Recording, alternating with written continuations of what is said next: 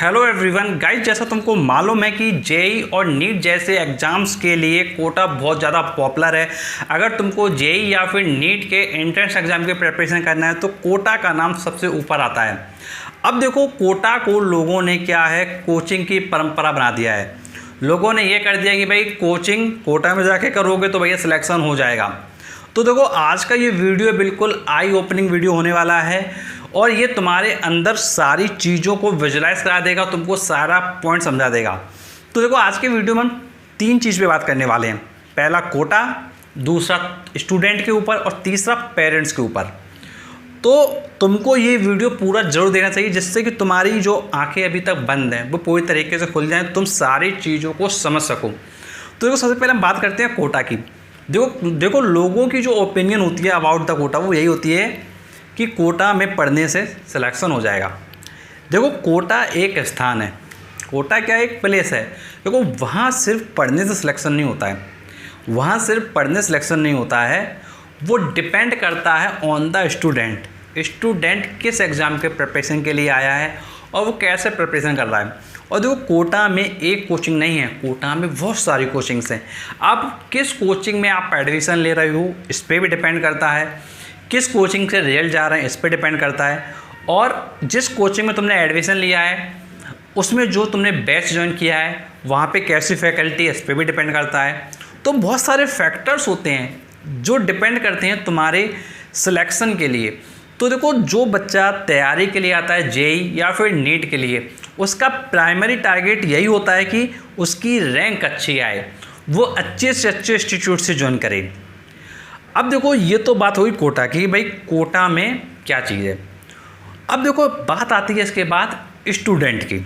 अब देखो, ऐसे मैंने कई लोग देखे हैं कि भाई जिनके नंबर बहुत ज़्यादा भी नहीं होते हैं, बहुत ही बुरी कंडीशन में क्या पास हो रहे होते हैं, बट वो तैयारी करने पहुंच जाते हैं नेट की। अब देखो, जब कोई स्टूडेंट ऐसी कंडीशन में तैयारी करने पहुंच जाता है, उसकी कंडीशन ठीक नहीं है, तो देखो उसकी क्या रिजल्ट होने वाला है तुम खुद समझ सकते हो। भाई रिजल्ट कहीं ना कहीं गड़बड़ाने वाला है। तो देखो, गवर्नमेंट ने ऑलरेडी एक क्राइटेरिया बना रखा है कि भाई इतना तुम्हारा कम से कम परसेंटेज हो तब तुम एलिजिबल हो, चाहे तुम बात कर लो जेई की, तुम चाहे बात कर लो नेट की। अब देखो, जेई में तुमको मालूम है कि भाई 75% का क्राइटेरिया, तुमको मालूम होगा भाई 75% का क्राइटेरिया। अब देखो, नीट में भी तुमको मालूम होगा कि भाई जनरल, एससी, एसटी, ओबीसी सभी के लिए 1% क्राइटेरिया है। अब देखो, वो परसेंट क्राइटेरिया मिनिमम होता है, वो परसेंट क्राइटेरिया क्या मिनिमम होता है, इतना मिनिमम तुम्हारा होना चाहिए। बट तुमको एक चीज़ ये माइंड में फोकस करना है, जो तुम्हारी प्रिपरेशन तुमने अभी तक किया था बोर्ड एग्ज़ाम में, वो तुम्हारी प्रिपरेशन कैसे हुई थी, क्या तुम चीज़ों को समझ पा रहे थे। कहीं ऐसा तो नहीं कि तुमने रट्टा मारा हो, कहीं ऐसा नहीं तुमने सारे न्यूमेरिकल को लर्न कर लिया हो, तुम पेपर दे आए हो बोर्ड का, तुम नंबर ले आए हो। अब देखो, परसेंटेज 2 तरीके से आता है। पहला तरीका होता है कि भाई बच्चा पढ़ के लाता है, एक चीज़ समझ के लाता है, और दूसरा तरीका होता है कि भाई बच्चा क्या है, रट्टा मार लेता है दिमाग में और नंबर ले आता है। अब देखो, तुम जब रट्टा मार के नंबर लेके आओगे और तुम्हारा परसेंटेज आ भी गया उस क्राइटेरिया में, तो फिर जब तुम प्रिपरेशन में आते हो जेई नीट की, तो वहाँ पे जब तुम प्रिपरेशन करते हो तो चीज़ें तुमको समझ में आएंगी नहीं। जब तुमको समझ में नहीं आएंगी तो भाई तुम्हारा रैंक पीछे हो जाएगा, और जो तुम्हारी फीस वगैरह लगी है कोचिंग के लिए वो वेस्ट होने वाली है।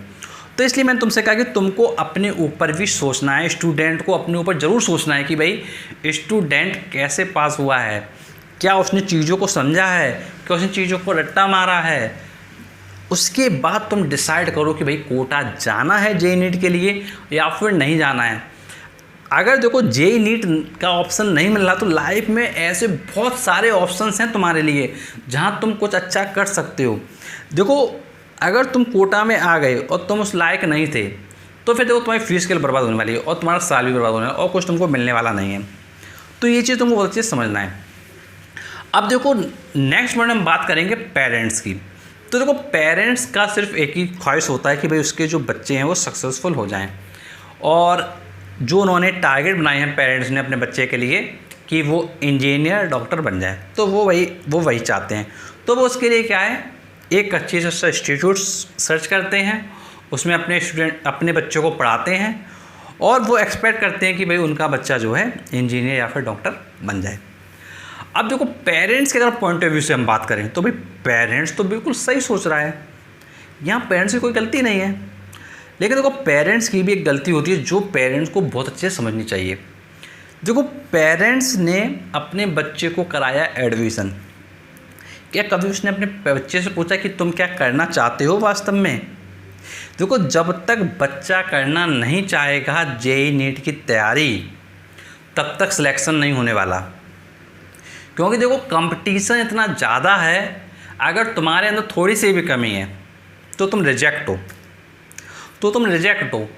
तो इसलिए पेरेंट्स को एटलीस्ट ये अपने बच्चे से पूछ लेना चाहिए कि भाई क्या तुम वास्तव में प्रिपरेशन करना चाहते हो, क्या तुम पढ़ाई करने के लिए रेडी हो? अगर बच्चा कहता है कि हाँ मैं पढ़ाई करूँगा मन लगा के, तब तो तुम भाई कोटा भेजो। और अगर बच्चा कहता है कि नहीं हो पाएगी, अगर बच्चा खुद कह नहीं हो पाएगी तो भाई वो कैसे करेगा फिर?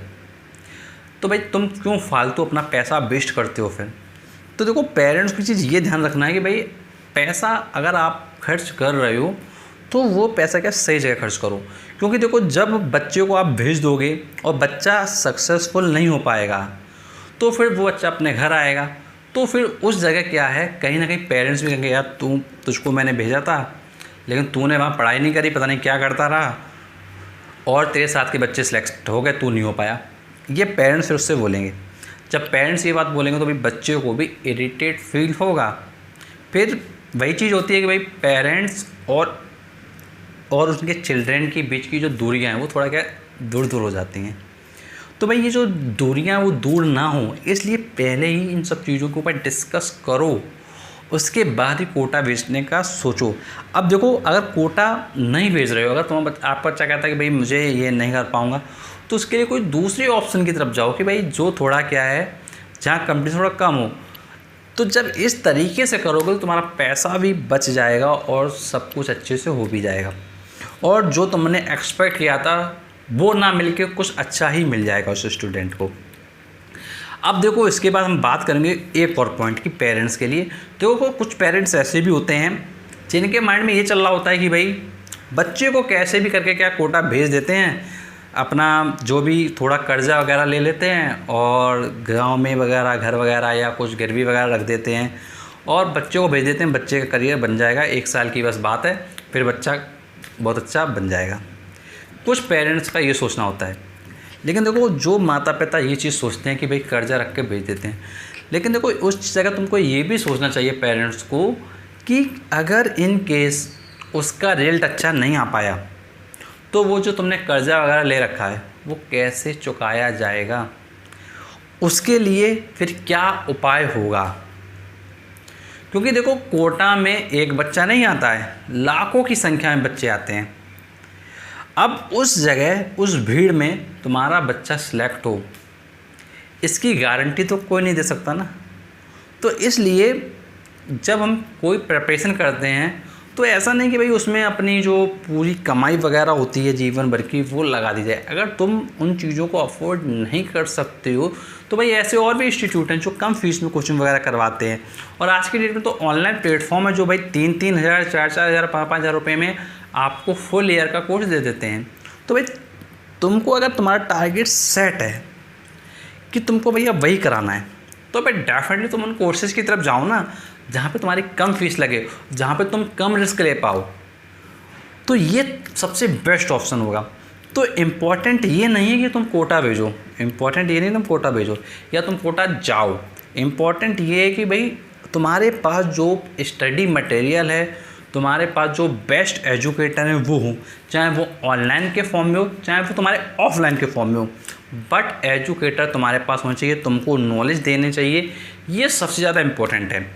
और देखो ये जो वीडियो है वो स्टूडेंट्स और पेरेंट्स के लिए बहुत ज़्यादा हेल्पफुल रहा होगा। अगर आपको लगता है कि भाई इस वीडियो ने तुम्हारी हेल्प की है तो मेरी बस एक ही रिक्वेस्ट है कि जो भी पेरेंट्स अपना पूरा पैसा लगा देते हैं खर्चा करने के लिए और उनके पास कुछ भी नहीं बचता, ऐसे पेरेंट्स को वीडियो शेयर करो और ऐसे स्टूडेंट्स को शेयर करो भाई जिनका परसेंटेज या इनका परसेंट बहुत ही कम आता है बट वो फिर भी तैयारी करने के लिए सोच रहे हैं और वो आगे नहीं कर पा रहे हैं कुछ भी। तो उनके साथ भी ये वीडियो जरूर तुम क्या शेयर करो। और अगर तुमको हमारा वीडियो चला तो प्लीज़ वीडियो को लाइक एंड शेयर कीजिए, चैनल को सब्सक्राइब करें, नोटिफिकेशन लाइक, क्योंकि तुम्हारे लिए मैं और भी ऐसे वीडियो लाता हूँ। Thanks for watching video.